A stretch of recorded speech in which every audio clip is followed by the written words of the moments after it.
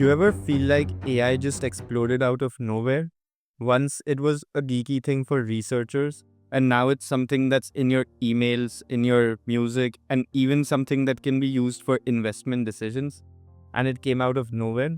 But here's the wild part. You've already been using AI for years without even realizing it. That auto-generated smart reply, that AI-generated summary in Google Docs, and even Netflix knows exactly what show you'll binge next. But LLMs also have evolved over the years, and now AI is no longer just a tool. It's a conversation. Every major company is racing to integrate it. Schools are debating whether to ban or to embrace it. And businesses are already using AI to optimize everything from customer support to stock trading. And yet, people think AI is just a fancier Google search. And then, when they type a very basic question, they expect to get a fancy result, and then they're disappointed when they get a very ordinary generic response.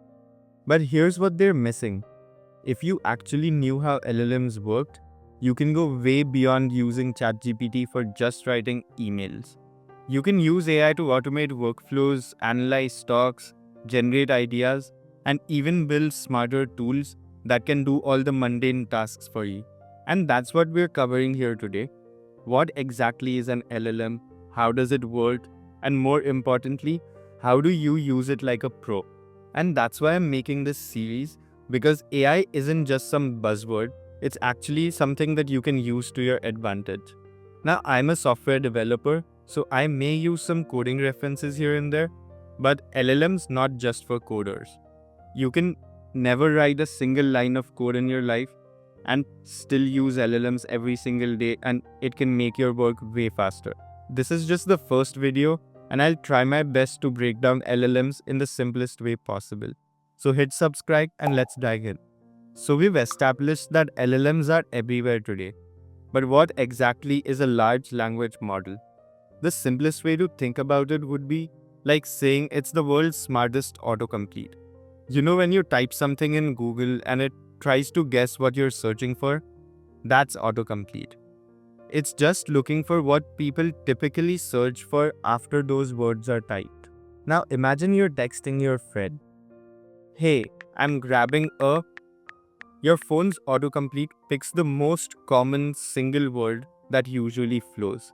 The emphasis here is on single word. But now let's add some more context to this, and let's assume that you type this into ChatGPT. "Hey, I'm grabbing a coffee before my meeting with an investor." Now the LLM isn't just predicting the next word, it's analyzing the whole sentence and thinking that based on a billion conversations, what's the most likely thing a person would say next? You see the difference here, right? Your phone just predicts one word, whereas the LLM would predict the entire flow of the discussion. And that's what makes it feel human-like. This is all because they understand the context. And the reason all of this works is because ChatGPT uses something called transformers behind the scenes. We'll break that down next, but for now, what you need to know about transformers is that it allows AI to understand entire ideas and not just single words. Now, since we know that LLMs don't just predict words at random, and they predict entire flows of conversation based on context, let's actually find out how it's doing that and how an LLM goes from scanning billions of words to sounding almost as if it's an actual human. At its core, an LLM is an insanely advanced pattern recognition machine. It doesn't actually understand words like we do, it just learns which words belong next to each other, and it builds these relationships. Think of it like this. If I say peanut butter and, your brain and AI both instantly go to jelly, because that's what usually comes after this phrase. But LLMs don't just guess the next word, but because they have this transformer model within them, they're able to guess entire sentences at once. This is because they're context aware. For example, if you type, "I went to the bank to withdraw money," the transformer sees the bank and it knows that it means financial institution. But if you say, "I sat on the bank of the river," It understands that this bank now does not mean the financial bank, but it means the bank of the river. That's because transformers let AI analyze all the words together instead of going word by word from left to right. This is why LLMs are so powerful. They're not just predicting text, but they're able to predict which words belong next to each other. And now you might wonder, how does an LLM actually know which word belongs next to each other or what even relatable means? But that's because they're trained on millions and millions of text, from books to articles, research papers, scripts, movies, everything. This is why ChatGPT can talk about Shakespeare, stock market trends, and Python programming. But this also means that AI isn't really thinking, it's just recognizing patterns from the past. And that's why sometimes AI gets things wrong.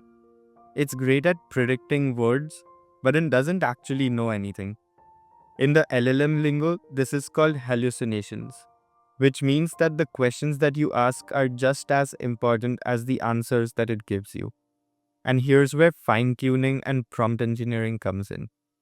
Like any tool, AI has its strengths, but it also has some weaknesses. So let's break down where LLMs absolutely shine and where they fall apart. First, AI is ridiculously good at handling large chunks of data, which means it can read a 100-page legal contract and summarize the key points in seconds. And for things like automating tasks, LLMs can massively speed up your work. But since they actually don't know anything, they can very confidently give you wrong answers. This is why you shouldn't blindly trust AI's answers and always have some sort of review after it. And here's another issue.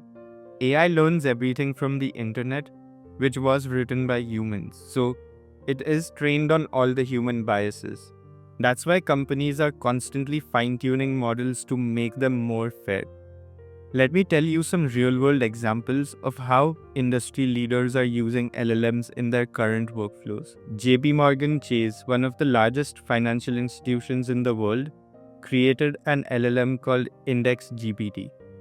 This AI acts as a digital research analyst, assisting their wealth management teams in tasks like drafting reports, generating investment ideas, and summarizing their financial documents. By leveraging LLMs, JP Morgan has been able to process massive amounts of financial data in real time, making their research faster and more efficient. Meta's Llama models are being used for far more than just social media.